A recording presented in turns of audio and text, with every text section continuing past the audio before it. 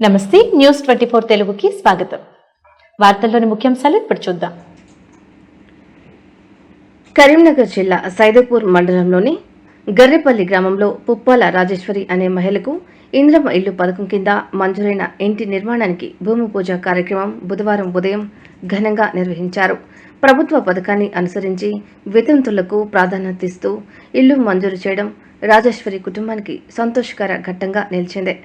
ఈ కార్యక్రమంలో ముఖ్య అతిథిగా కాంగ్రెస్ గ్రామ శాఖ అధ్యక్షులు మీసా బీరయ్య, గ్రామ పంచాయతీ కార్యదర్శి Usukoyila Raju, Vennampalli single window director Kaudakani Mohan Rao, Bala Vikasa chairman Kaudakani Kishan Rao, మాజీ వార్డు మెంబర్ వేముల కొమరయ్య, గ్రామ నాయకులు మోగిడి తిరుపతి, కౌడకాని రాజేశ్వరరావు, తిపిరిశెట్టి ఆలయ్య, మేస్త్రి అనిల్, పుప్పాల రాకేష్, పుప్పాల మెండయ్య, మహిళలు మరియు వివిధ రాజకీయ పార్టీల ప్రతినిధులు పాల్గొన్నారు.